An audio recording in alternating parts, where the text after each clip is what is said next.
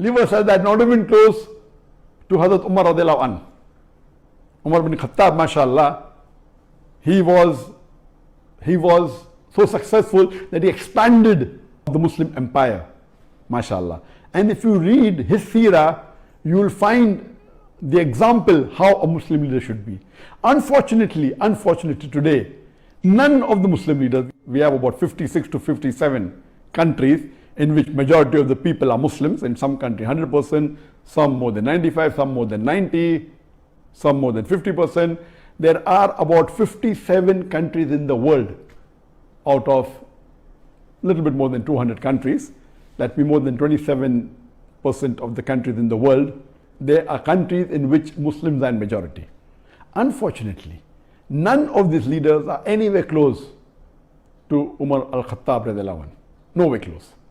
And if you read the seerah of Hazrat Umar, may Allah be pleased with him, he told his family that if any of my family members break any of the rules, they will get double punishment. Because the family of a caliph should be following the rules much more than others. If they break any rule, they will get double punishment.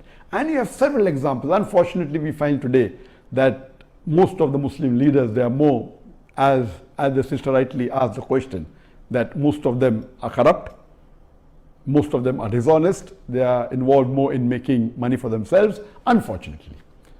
Just let me give you one example of Hazrat Umar radiallahu anh. That when he was the Khalifa, he had two of his sons, Abdullah and Ubaidullah, may Allah be pleased with them both. When they went to the governor of Basra, when they were passing Basra, the governor called them and he was very happy to meet them.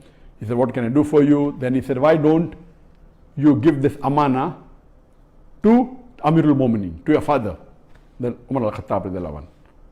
But I give you permission that on your way you can utilize the money for business, and when you get the principal amount back, keep the profit and you can give the principal amount back to Amir al-Mu'minin.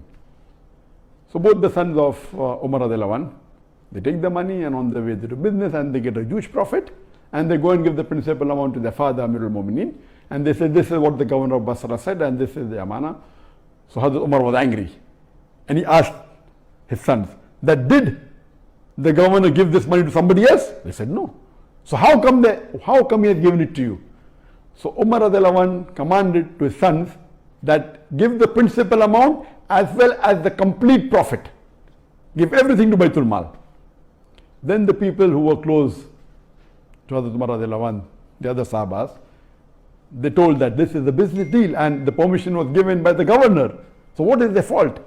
And if it's a business deal, we are allowed to do that. So finally, after a lot of discussion, when they said that, he should change his ruling, then Hazrat Umar radiallahu anh said, okay, fine, give 50% of the profit to the Baitul Mal.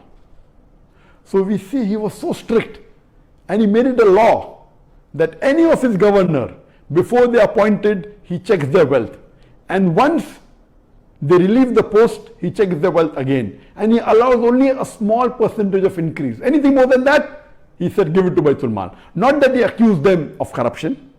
No. He said that means even if you spend more time in the worldly affairs, you're not fit to be a governor. If you want to be a governor under my rule, you have to give your pure time to your duty.